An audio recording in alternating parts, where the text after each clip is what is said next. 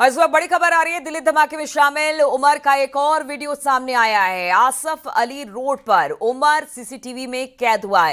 ये तस्वीर जरा देखिए आप, एक एक करके हर वो जगह पर जहां पर उमर की कार पहुंची, उन सब जगह के सीसीटीवी खंगाले जा रहे हैं और एक के बाद एक रोजाना कई सीसीटीवी फुटेज निकलकर सामने आ रहे हैं। इसमें साफ तौर से उमर को देखा जा सकता है। दिल्ली धमाके में बताया जा रहा है कि जिस गाड़ी में ये था उसमें उस ब्लास्ट हुआ और इसी के बाद कईयों की जान चली गई है। ये सीसीटीवी फुटेज अब नया सामने नजदीक में है, तो इसलिए शायद मोहम्मद उमर को लगा होगा कि यहाँ पर नमाज अदा करके मैं जो है वो लाल किले की तरफ यहाँ से जो है वो आगे बढ़ूं और उसके बाद लाल किले की पार्किंग में उसे खड़ा होना था। लेकिन तो ये तस्वीर हम आपको दिख रहे हैं, आसिफ अली रोड की ये तस्वीर है। किस तरह से उमर वहां से निकलता हुआ दिखाई दे रहा है, चारों तरफ उसकी नजर है। आतंकी उमर का ये वीडियो अब सामने आया है। कहां किस तरह से आसिफ अली रोड पर वो क्या कर रहा था, कहां पर घूम रहा था, इस बात की भी जानकारी ली जा रही है। लेकिन जो ये वीडियो है ये बताता है कि किस तरह से उसने अलग अलग जगहों पर वो पहुंचा। हार्डकोर टेररिस्ट होते हैं, उनका पूरी तरह से पहले ब्रेन वॉश किया जाता है, उनको ट्रेनिंग दी जाती है, उनको ये तमाम चीजें सिखाई जाती है कि कैसे इलाकों की रेकी करना है, महत्वपूर्ण प्रतिष्ठानों की रेकी करना है, कैसे पूरी तरह से अपने दिमाग को इस तरह से पूरा एक तरीके से कट्टरपंथी सोच जो है वो इनके दिमाग में भरी जाती है और उसके बाद जो है उन्हें रेडिकलाइज किया जाता है। तो मोहम्मद उमर के बारे में जो जानकारियां अब निकल के सामने आ रही है कि टर्की गया, जो एक डॉक्टर पकड़ा गया फरीदाबाद से, मुजम्मिल, उसके साथ वहां पर जैश के हैंडलों के साथ इसने ट्रेनिंग ली। तो ये कोई बहुत बड़ी बात नहीं है अगर उसकी बॉडी लैंग्वेज से कोई वो फिक्रमंद नजर आ रहा है। जाहिर सी बात है कि जब इतनी हार्डकोर ट्रेनिंग को लेके आ चुका है, उसे पता है कि उसकी गाड़ी में भारी मात्रा में हाई एक्सप्लोजिव विस्फोटक है। तो ये सब कुछ सुयोजित साजिश का हिस्सा था।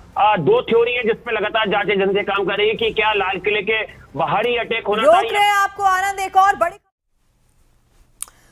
तो ये खबर जिस तरह से हमारे सहयोगी बता रहे थे कि किस तरह से वो तुर्की गया था, वहां से उसने ट्रेनिंग ली, एक हैंडलर के तौर पर वो भारत आया और भारत में एक बड़े विस्फोट की तैयारी में था। उससे पहले आप जो तस्वीरें सामने आ रही है, लाल किला ब्लास्ट के बाद एक एक एंगल पर इस वक्त जितनी सुरक्षा एजेंसियां हैं देश की वो सब काम कर रही है और जो सीसीटीवी फुटेज है उससे बहुत सारी चीजें खुलकर सामने आ रही है। पूछताछ तो की ही जा रही है, करीब 20 से 22 लोगों को हिरासत में लिया गया है। लेकिन जो तस्वीरें एक एक कर सामने आ रही है उससे पता चलता है कि किस तरह से बड़ी प्लानिंग के साथ ये आतंकी आए थे। इनका मकसद और बड़ा और कुछ दिल दहला देने वाला करने का था मंसूबा, लेकिन जिस तरह से लाल किले के पास धमाका हुआ, अब उससे इनके मंसूबे पर पानी फिरता हुआ दिखाई दिया। हालांकि अब इस पूरी कड़ियों को जोड़ा जा रहा है, अलग अलग जगहों पर, अलग अलग राज्यों में ये पूछताछ चल रही है किस तरह से लिंक थे, कहां कहां ये लोग गए, किन के संपर्क में रहे।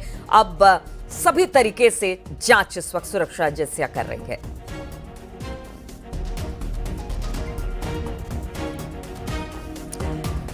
तो आसिफ अली रोड, दरियागंज के आसपास का इलाका जहां पर घूमता फिरता उमर दिखाई दे रहा है। आतंकी उमर का एक वीडियो ये जो आप इस वक्त देख रहे हैं जिसमें ये साफ तौर से दिखाई दे रहा है कि किस तरह से घूम रहा है, रेकी कर रहा है। देखिए कहीं भी अगर इस तरह से आतंकी मंसूबों को अंजाम दिया जाता है उससे पहले ये जिस तरह से ये आतंकी जिनको ट्रेनिंग दी जाती है कि पहले आप रेकी करिए, स्थिति का पता लगाइए, कितने लोग वहां पर मौजूद होते हैं, किस तरह का इलाका है, वो रेकी करते हैं। और इसी को लेकर बताया जा रहा है कि पहले जो भी, चाहे वो मुजम्मिल हो या फिर उमर हो, इन सब ने रेकी की थी बहुत सारी ऐसी जगह।